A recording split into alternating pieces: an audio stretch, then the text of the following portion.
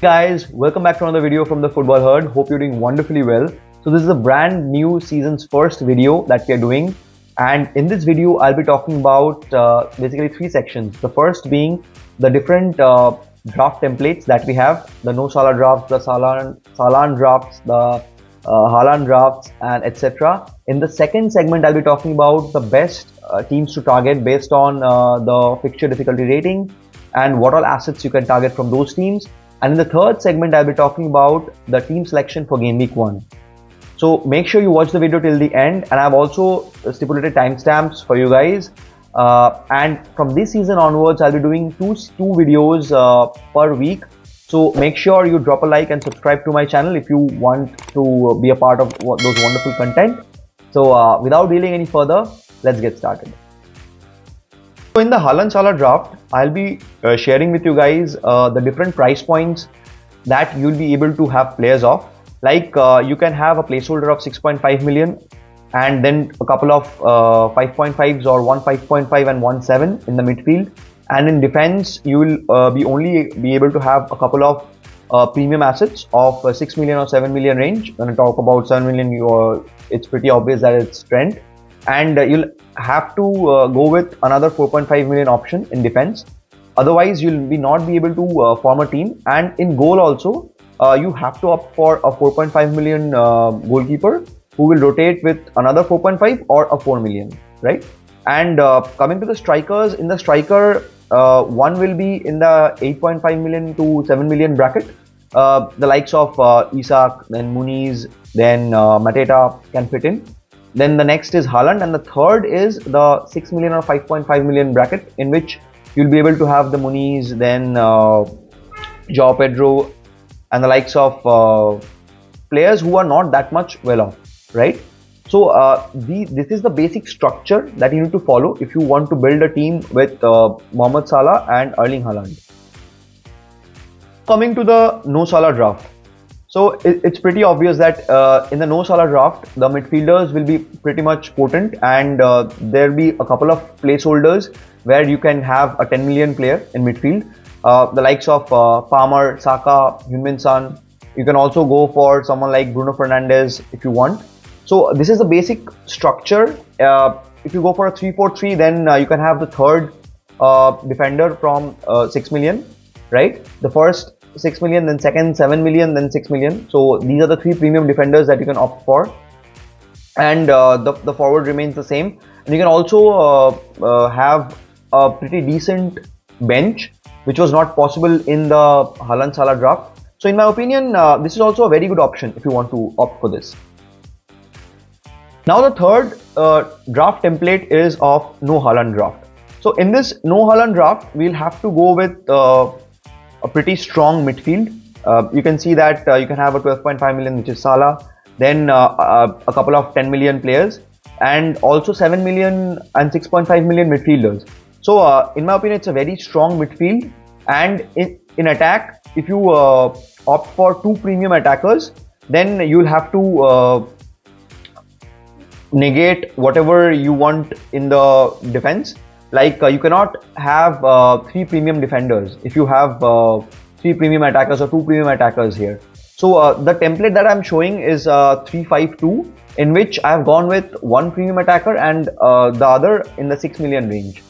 And this is also a pretty strong draft in my opinion. It's completely up to you which pathway you want to follow. However, I am following the Salah Haaland draft, and I will be discussing about my team shortly. I'll be talking about the best teams to target based on the fixtures and also the players that they have. And if you look at the fixture difficulty rating that you can see of the 20 teams, in my opinion, Liverpool, Forest, Fulham, then Chelsea, Villa and Palace have the easiest run of games. If we consider the first 5 matches, there is also a one odd tough match, but in my opinion, these are the 6 teams which we should target to start the season with. So the first team that I'll talk about is Liverpool. Now Liverpool have Ipswich away, Brentford home, United away, then Forest home and Bournemouth home. In my opinion, all of them are pretty easy fixtures. Only the United game could be a bit juicy. Other than that, it's a pretty wonderful run of games, and if you ask me, I will definitely recommend you guys to triple up on Liverpool assets to start with. They have wonderful assets like Salah, Jota, Trent, Diaz, and also Virgil van Dijk, in my opinion. Now, they also have a very wonderful preseason. They won 3 games and drew one, where Salah scored a couple of goals and gave an assist, and also the likes of Elliott and Jota gave a couple of assists. And in my opinion, no one thought that Liverpool will be playing such fluidic football and such counter-attacking football after having a new coach. And but Liverpool are taking perfectly on the slot. So in my opinion, they are a very important side, and you must triple up on Liverpool assets to start with. Now the second team that I would like to talk about is Forest. Now Forest have only the Liverpool away fixture, which is tough. Other than that, they have Bournemouth, Southampton, Wolves, then Brighton and Fulham. All of those are easy fixtures in my opinion, and they have very good assets like Gibbs White, then Callum Hudson-Odoi, then Ilanga, then Wood, who was their talisman in the preseason, and also someone like Olaina, in my opinion. Now they had a very decent preseason where they drew a couple of games, then won 3 and lost 1. And I feel that Wood should be someone who is nailed in the Forest lineup, just because Avani is not fit currently. So that brings me to the third team that I would like to focus on, that is Fulham. Now Fulham have made some wonderful signings in my opinion. That's why that enhances their points potential in my opinion. Someone like Smith Rowe, Muniz and Robinson are the players that I'll be looking forward to. Smith Rowe scored in back-to-back 2 matches in pre-season, and hopefully he will be starting as a number 10 behind Muniz, in my opinion. Now the fourth team that I have to talk about is Chelsea. Now Chelsea haven't been that much good, I would say, under the new manager. But since Palmer is that much costly, I feel someone like Nkunku, and since Reece James is injured, someone like Gusto, these 2 players appeal a lot. And I feel that these 2 are pretty essential if you want to have some Chelsea cover to start with. Now, if you are someone that you're opting for a no Haaland or no Salah draft, then definitely you should have Palmer also. And they have also a pretty decent run of games. Only the City fixture to start with is the tough one. Other than that, everything is okayish in my opinion. The West Ham away fixture, then Bournemouth away, then Palace home, it's fine. Now the next team that I'd like to talk about is Aston Villa. Now Villa have West Ham away, Arsenal home, then Leicester away, Everton home and Wolves home. So in my opinion, they also have a pretty okayish start, and the decent preseason where we saw that Watkins did not get any minutes. Rodgers was a standout player with 3 goals and 2 assists. Archer also chipped in with 3 goals, and Leon Bailey with a goal and an assist. I think Rodgers' potential minutes is a bit dicey with the likes of Philogen and Ramsey returning. But considering that he had an amazing preseason, I feel that he might start the first few games. So someone like Rodgers, Bailey, then Konza and Watkins are the ones to look out for from Aston Villa. So the last team, that is Crystal Palace. I feel it's a pretty straightforward pick of Eze, Munoz, Anderson, Henderson and Mateta in my opinion. They also had a very impressive preseason with 3 wins and 1 draw. And the run of games are also pretty awesome for the first 5 fixtures that Palace have. They have Brentford away, West Ham home, Chelsea away, Leicester home and United home. I feel that Eze and Mateta did not feature, and which made Schlupp and Kamada the ones who led from the front. But once they return, I feel that Eze and Mateta will start with Schlupp from the bench, and Kamada also might start. So these are the 5 players that I will be looking for if I am going for any Palace asset. Now coming to the team selection, I have gone with the safe 3-4-3 and Haaland Salah draft. So in goal I have opted for Henderson. Now Henderson is someone who is nailed for Crystal Palace just because they do not have any other option, and I feel that he is one of the best 4.5 million options, and I'll be rotating him with Turner, my 4 million goalkeeper from bench. And in defense, I have a back three of Guardiola, Dan Burn, and Trent Alexander-Arnold. Now, just like I mentioned that it's pretty imperative of having three Liverpool assets. I only have a couple, and Trent is one of them. They have a brilliant game of Ipswich away, and I feel that he has that attacking potential which we'll be looking to capitalize on. And then I've gone with Guardiola, who is a very safe bet in my opinion if you want a very attacking fullback from City. And we had seen in the last season that what Guardiola did, so it's a pretty risky move if you're not having him.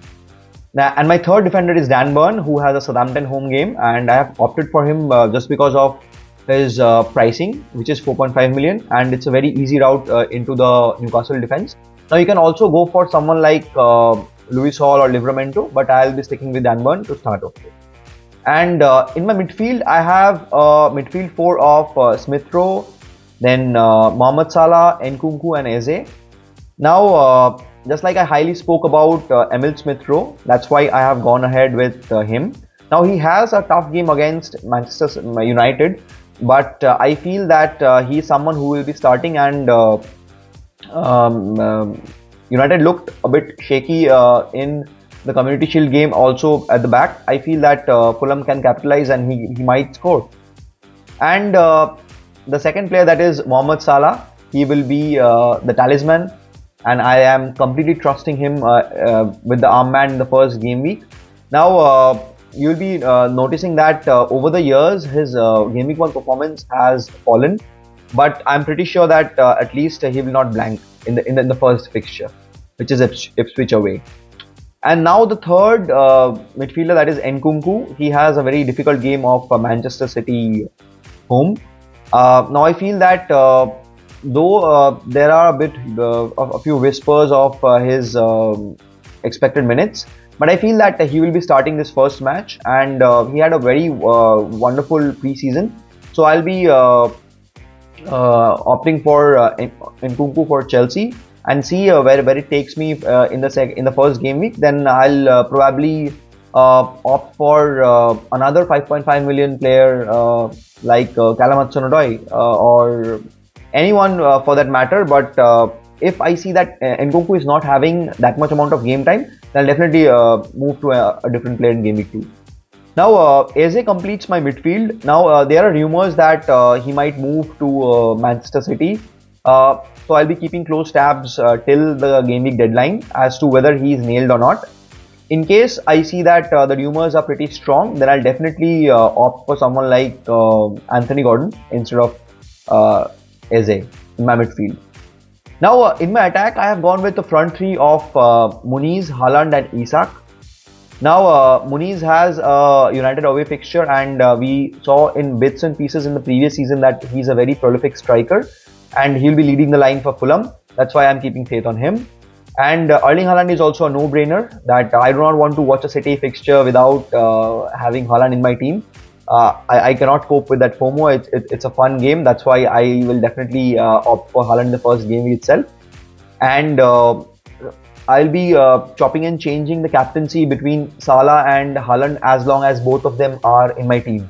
And you'll be also seeing that there is a wonderful fixture swing. So in the first 5-6 game weeks, I'll be captaining Salah, then I'll switch to Haaland itself. And my third attacker, that is Isak, is also a pretty straightforward pick, because he is also someone who will be leading the Newcastle line, and I feel that he is also a must-have if you want to have an attacking player apart from Anthony Gordon in Newcastle. Then Isak is also a no-brainer, right? Now you can also opt for someone like Dominic Solanke after his recent move to Spurs, but I feel that it's pretty safe to have a couple of game weeks and see as to how he is fitting in his new role in Spurs colours, and then probably you can opt for Solanke. Bench, I've gone with Oscar Bob, Bednarek, and Barco. Now I feel that Oscar Bob is someone who Pep highly speaks about, and I feel that he might get the first few games for City before they integrate Phil Foden into it. And also Bednarek is also someone who is nailed, and Barco is also there, who's had an amazing preseason, so I've opted for him from Brighton. So that was all about my Game Week 1 team selection draft.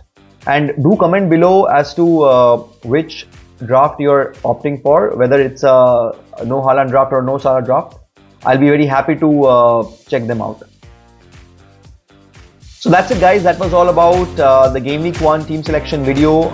I hope you liked it, and if you have liked the video, please do drop a like and subscribe to my channel. It will be very helpful to me. And just like I mentioned earlier that from this season onwards, I'll be making a couple of videos each game week. So do make sure you subscribe, and I'll keep you guys posted. Have a wonderful Game Week 1. I'll catch you guys in the next one.